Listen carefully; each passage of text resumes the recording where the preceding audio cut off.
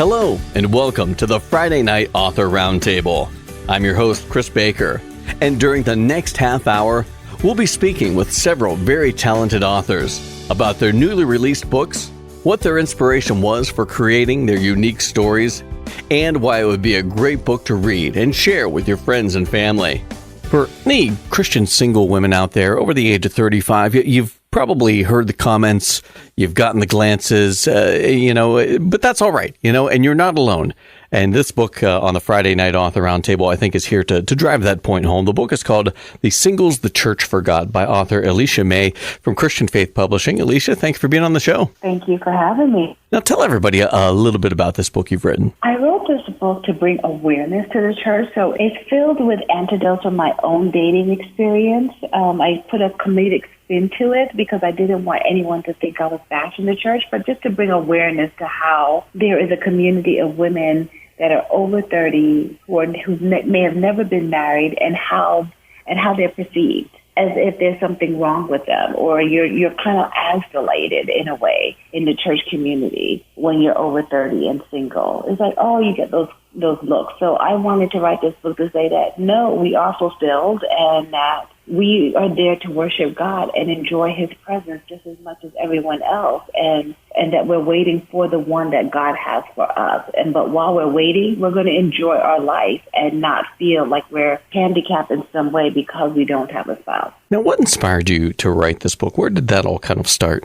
That actually started from me attending my church's women conference. Every year I go, I have a great time. But this particular year, there was a session on relationships. And in this session, they had couples that were married, couples that were, whether it was blended families, married for more than 30 years, newly married, divorced, widowed, and then there was the representation for someone who was single. And the person that was single was 19 years old. And I thought to myself, I remember 19, and 19 can't relate to where I am now in my 40s. And a friend that was with me at the conference said, you should be on that panel.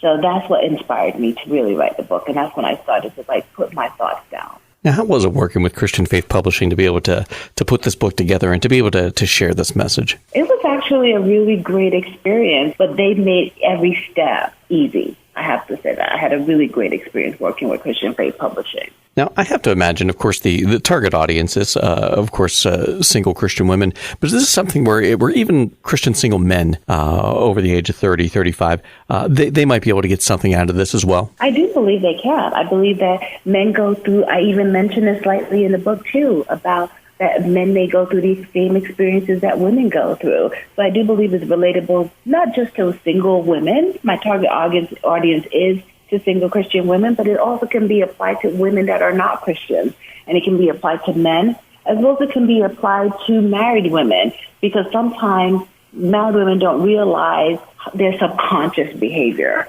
And I've had friends who are married who read it, and they became more aware of how they operate with someone who's not married when they're around their husband. What do you hope is the most important message that comes across when the reader reads this book? I think the most important message is that you need to enjoy your life while you're single. I want to debunk the myth that singleness forever for a lifetime is a gift. That's not a gift. God didn't call us to be single. That's why He gave Adam a helpmate. However, while you are single, you shouldn't be just sitting back saying like, oh God, when are you going to bring that spouse to me? You should be living your best life. And that's the point I wanted to make throughout this book, is to enjoy it, have fun, make sure that you're enjoying your life to the fullest while you're single, because things change once you have someone in your life. Well, I think this is a fantastic book and a subject that you don't really see explored all that often. I think this is really going to bring a lot of hope and insight to a lot of singles out there. The book is called The Singles the Church Forgot by author Alecia May from Christian Faith Publishing. I encourage everyone, pick up your copy today. Amazon.com, Barnes & Noble, iTunes, online at the brick and mortar stores as well. Those are just a few of the locations. And Alecia, thank you for being on the show. And thank you for having me, Chris. Have a good one. This next book on the Friday Night Author Roundtable, going to be a great adventure, a fun adventure for kids. And of course, I think kids are really going to relate to this story. And I think even adults and parents reading this tune with kids will be able to relate to this as well. The book is called Nate the Gnat by author J.W. Mikula from Christian Faith Publishing. J.W., thanks for being on the show. Hey, glad to be here, Chris. Thanks for having me. Now tell everybody a little bit about this story you've written. So Nate the Gnat is about this little gnat that, first of all, our impression of gnats are just these annoying insects that just kind of swarm around us. We swat them away. But it turns out, gnats in general have a higher purpose. And then Nate specifically, though, is kind of questioning himself. He doesn't think he fits in. He's a little rough around the edges.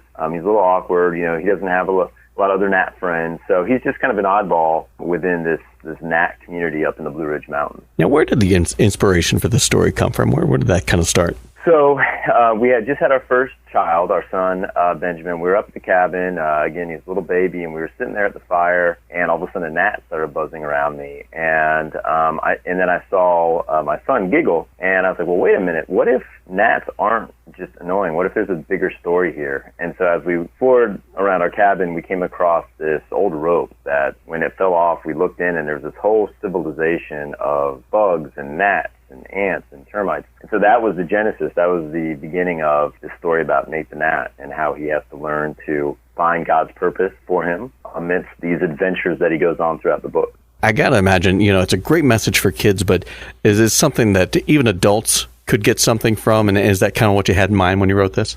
I think so, too. Yeah. So the feedback I've received so far, of course, when you're the author, the first thing you do is once, your book is done, you hand it out to friends and family. And I was actually surprised, Chris, to be honest, by how many, of our adult friends said, wow, that message is so true, even for us in terms of, even if you don't think you fit in, God always does have a plan. And sometimes we learn about that in mysterious ways, just like, Nate does with his interaction with baby Benjamin up there in the Blue Ridge Mountains.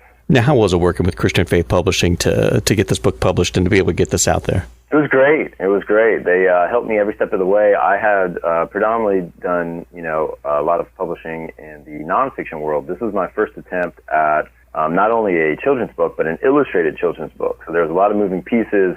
The Christian Faith really put me at ease, really kind of held my hand through the whole process, and I think the final result, speaks for itself. Yeah, I was going to say this isn't your first book with CFP. Talk a little bit about. I know you've got like Rockin' by Babies.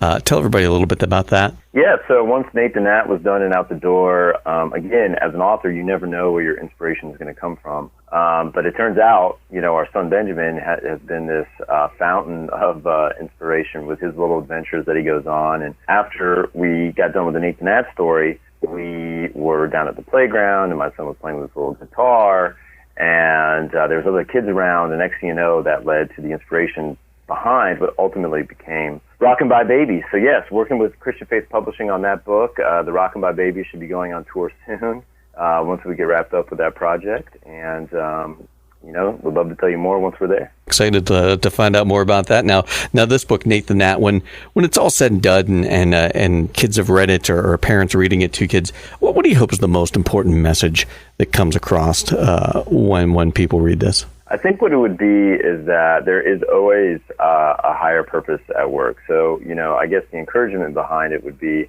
if you're just sitting there and you're frustrated and things aren't working out well, maybe take a step back, maybe go on an adventure like what Nate does. But always keep an open mind with the people that you meet and the experiences you go through. You'll come out bigger, better, stronger, and also I think you'll have a appreciation for God's purpose.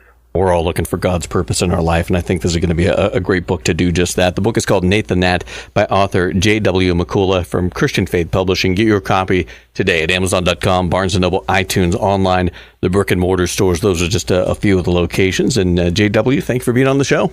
Thanks, Chris. Enjoyed it. Our next book on the Friday Night Author Roundtable, one of those books, I think, once you're finished reading it, it's going to be one of those transformative books that you'll, look at yourself in a different light afterwards. The book is called What to Do When Hope is Deferred by author Tonya R. Williams from Christian Faith Publishing. Tonya, thank you for being on the show. Oh, thank you for having me, Chris. Now, tell everybody a little bit about this book you've written. It's about the hope that is deferred from things when we've been living when we're younger, and there's things we wanted to do, and somehow things happen in our lives, a life happening, a parent gets sick, your kids need your help, and you have to quit college. It's the book about giving people biblical hope instead of flesh hope, meaning that hope that's in this world that we have. And that's mainly what it's about, and it grows the believer as they begin to read it, and they develop a great understanding of what they need to do as a believer. It's just hard when you have a lot of things that happen, and that takes care of it once you start reading that book to learn what to do, coping skills. Now, what inspired you to write this book? Were you able to draw on some of your own personal experiences? Yes, I was. I had a lot of personal experiences where a lot of things I wanted to do in life when I was a teenager, and I can tell you, Chris, none of those things went like I wanted them to. I had a lot of disappointment, but I had to turn to God and to the Bible to develop hope, because I didn't have it at first. I was totally without hope. But I never gave up. Once I got in the scriptures, the scriptures started teaching my heart. That's when I started developing real hope and not realizing that it wasn't the end of the world when I had hard experiences, just like other people do in this life. But what I developed was like to have a direction, which I didn't have when I was much younger. But as I grew in the scriptures and grew in grace in the scriptures, I began to understand that a lot of things that happened in my life were a part of my growing process. And that's for anybody else, young, old, or middle, or in between. It's a growing process, and that's what that book teaches you. And that's what I had to learn, a hard lesson about myself. Now, how was it working with Christian Faith Publishing to be able to put this book out there and help people? It was a wonderful experience. Those folks are professionals, and every curve that I ran into, they helped me make it straight as an arrow. And I was grateful for the team. They knew exactly what they were doing, and it was a total blessing, the whole process. And I would highly recommend Christian Faith Publishing because of that. They knew things I didn't know about publishing that helped me get my book published, and I am very grateful for that. Do you have anything new lined up down the road, or anything you're planning on writing in the future? Yes, I've already written another book. I just have to go through it and make some tweaks in it. It's called The Fallacy of Religion in Churches, and it's about 8 chapters. And it's a really deep book, too, and I believe I will probably hand it over to Christian Faith Publishing as well. To get that one out. Oh, excellent. Well, we look forward to that. Now this book, What to Do When Hope is Deferred. When people read this, what do you hope is the most important message they get from this book? The entire message is that they have to lean on God. They have to lean on His Word. But in order to lean on His Word, you have to study the Bible every day. And that's the main thing that I hope people get out of this book, that you cannot live this life and you're a Christian and not study the Word of God and apply it. And that's the whole thing, because what the Bible teaches you is how to live from a biblical perspective instead of how one thinks or one feels or what somebody else said. When one learns how to live biblically, they are truly living. And that's what I hope people get out of this book. I think this is going to be a great resource and a great guide to helping people live a more biblical life. And I encourage everyone, pick up your copy today. What to Do When Hope is Deferred by author Tonya R. Williams from Christian Faith Publishing. You can get your copy today. Amazon.com, Barnes & Noble, iTunes, online, the brick and mortar stores. Those are just a few of the locations. And Tonya, thank you for being on the show. Oh, thank you so much, Chris. Be blessed. For some of us, it always seems like it's something going on, and sometimes you just feel like you can't catch a break. And I think that's at the heart of our next book on the Friday Night Author Roundtable. The book is called One Thing After Another by author Rose Marie Arthur from Christian Faith Publishing. Rose, thank you for being on the show. Thank you so much for having me. I'm so glad to be here. Now, tell everybody a little bit about your story. Well, it is actually a true story about my life. I introduced myself and my family and where I grew up, and then this leads to when I spent the night at a friend's house for the first time. And I realized that my family dynamic was much different than the norm, as my mother and 2 of my brothers suffered from mental illness. And I talk about how this affected me growing up. And then this leads to my first marriage, and I put a face to what mental and emotional abuse look like. This leads then to the lowest point of my life, where I had to deal with actually 10 major life crises all at one time without any support. And it was extreme trauma, and how the Lord at that time brought a real angel to me. And I explain in the book what I was thinking and feeling at the time, and all about the angel. And I talk about how I was able to endure and how God helped me to overcome everything. Now, what inspired you to take your story and put it down in a book and share this? Because I got to imagine it probably had to be at times difficult to be able to, relive, some of these events in your mind and to be able to share it. Was that difficult? And what made you decide to finally put this in a book and share this? Yeah, actually, that is a very good question, because it did take me actually 10 years to do this, because I did have writer's block, because I was not ready to face and relive the trauma that I had went through. But I felt I had something inside of me, and I feel it was from the Lord constantly pushing me to say, I want you to do this. I need you to do this. We need to help other people out there and turn these negative things into something positive, to be able to help others that are having hardships and give them encouragement and inspiration, and to let them know they're not alone, and to hopefully just save a soul or save a life. Now, how was it working with Christian Faith Publishing to be able to put this book together and to be able to have this to share your message? Oh, they are truly a blessing. God sent, for sure.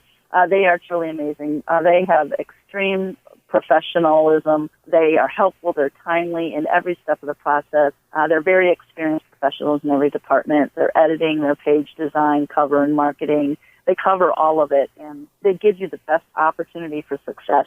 Now, is this something you might like to do again? Maybe another book, a follow-up, or do you have anything else you'd like to write about? Oh, absolutely, yes. I actually have one written right now, and it is in editing, and I will be writing a third.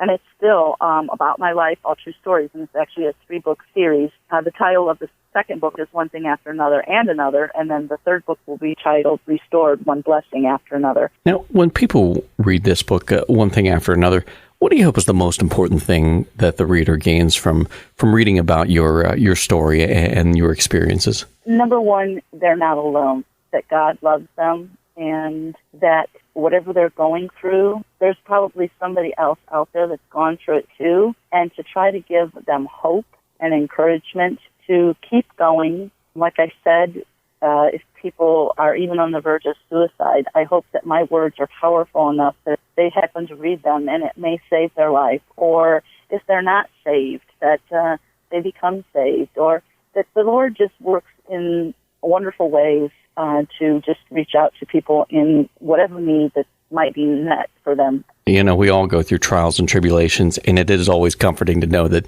somebody else has gone through something similar, or that, you're not alone, and that there is hope. And I think people are going to find that kind of hope and more in this book and the books to come. The book is called One Thing After Another by author Rosemary Arthur from Christian Faith Publishing. I encourage everyone, pick up your copy today. Amazon.com, Barnes & Noble, iTunes, online at the brick and mortar stores as well.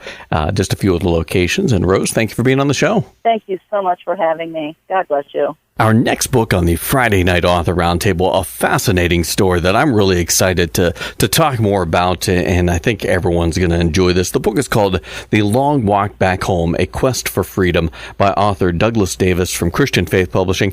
Douglas, thank you for being on the show. I'm glad to be here. Thank you. Now tell everybody a little bit about your book. I spent 21 years teaching on the Navajo Reservation and learning about their history, and identified that, number one, the information had never been really revealed that much to the American public, although the Navajo people had authors who had written some books about this event called the Long Walk. However, I wanted to also write a book that would be for the Navajo young people to read, that covered the events in such a way that they would be knowledgeable about their own history more so, and was asked to do so also by a member of the state school board, a gentleman that I taught with many years ago in the early 80s. From the history of the Navajo history and from the primitive skills and stuff like that, is that kind of what you had in mind? This is really kind of a book anybody can pick up and enjoy and learn a lot from? Yes, it especially is written for all young people, but anyone who loves the outdoors, has a desire to learn about history and archaeology and about facts that have not been brought to light in any other area particularly or writing. But it's a multi-layered story of history, archaeology, and the facts of this long walk of the Navajo people. And it also encompasses the use of the Navajo language written correctly for maybe the first time, so that people across the country or world can see what the Navajo language looks like when it's written correctly. Now, how was it working with Christian Faith Publishing to be able to have this book published and be able to share this with everyone? I wanted to deal with them because I knew they had a background of producing books that were not necessarily just religious in nature, but the second part of the title is about this youngster of the story who is discovering the religious concepts that are popular in the world, his traditional concept of religion, and those learned from his mentors. But it's a fun story that has an ending that completely different from anything probably ever written before. It's a David and Goliath story that has a special ending. Now, in this book, The Long Walk Back Home, A Quest for Freedom, when people read this at the end of the day, what do you hope is the most important message that comes across to the reader? Oh my, that's a multi-level question. I want them to learn the historical truth and fact about this concept called the long walk. It's a tragic story that should be learned, and it is too often follows what happened to the other tribes in America as the white man and the red man tried to deal with the relationship that has finally, I think, led to a compromise amongst the different peoples. But it's an important story about something that happened to the Navajo people that most people have no idea happened. I'm hoping it'll be a movie someday. We look forward to that and hope that becomes a reality. And I tell you what, I encourage everyone, pick up this book. It's a fictional story, but so full of history and facts and a lot. I think there's a lot going on in this book, and I think people are really going to enjoy it. The book is called The Long Walk Back Home, A Quest for Freedom by author Douglas Davis from Christian Faith Publishing. I encourage everyone, pick up your copy today. Amazon.com, Barnes & Noble, iTunes, online, as well as at the brick and mortar stores. Those are just a few of the locations. And Douglas, thank you for being on the show. Thank you. My email is at the end of the book. If you should get it, I'd love to hear from each person who has feelings about this book. Sometimes God calls us to do things in dreams, and that's, I think, where this next book started. The book is called A Donkey's Dream by author Paul Carrico from Christian Faith Publishing. Paul, thank you for being on the show. Thank you for giving me a chance. Now, tell everybody a little bit about your book. It's about the donkey that carried Jesus into Jerusalem when his triumphal entry, if you will, into Jerusalem, his experience, and of course, this all came to him in a dream prior to the actual happening, but it's about that particular time, and so he had this dream, and then it was fulfilled in the following day. I was so emotionally attached to it myself in the part where the donkey was trying to carry Jesus away from Jerusalem so he wouldn't be crucified, that I had stopped and wiped the tears out of my eyes in order to continue with it. But that's what it's about, and the different things that happens during the next 3 days to the crucifixion and the resurrection. I think it's a great little book to read to children, and it has an adult message to it also. Now, how was it working with Christian Faith Publishing to be able to get this book published and to be able to see it come to life on the page? How was it working with them? Well, it was great. It sat dormant for about 5 years, and I felt like I was that one servant in the Scripture that went and buried the talent that God had given him, and I said, I've got to do something. So I saw the company advertised. I got all the stuff together and prayed about it, and I said, Holy Spirit, you gave it to me, so if it's to be something published, why, it's all in your hands. And I mailed it to them, and right away they began showing interest in it. And so we, over a period of time, of course, my writing and my grammar had multiple needs for correction. But anyway, we got through it, and then we got through the illustrations, and they were very professional in the way they handled it. You know, we had some disagreements over a few things, but that's to be expected, but they worked well. Now, when people read this book, A Donkey's Dream, what do you hope is the most important message that they get from reading this story? Well, it will enlighten children on what Christ went through in that short period of time, and how instrumental just one little donkey could be in fulfilling God's purpose. And of course, the last words that I've said that had to be in this book after the at the end, the donkey wanted to speak to people if he could and ask, "What will you do with Jesus?" And that's the most important part about the whole book is the donkey did what he could for Jesus. We have the message of Jesus given to everyone that reads this, and they have to answer that question themselves. What will they do with Jesus? I think this is a wonderful book. Kids are going to love it. And like you said, it has a message and a story even adults are going to enjoy as well. The book is called A Donkey's Dream by author Paul Carrico from Christian Faith Publishing. I encourage everyone, pick up your copy today. Amazon.com, Barnes & Noble, iTunes, online, as well as at the brick and mortar stores. Those are just a few of the locations. And Paul, thank you for being on the show. Well, thank you very much. Thank you so much for joining us for the Friday Night Author Roundtable. We'll be back next week with another great group of talented authors to discuss their books, their process, and their accomplishments. Have a great weekend, everyone.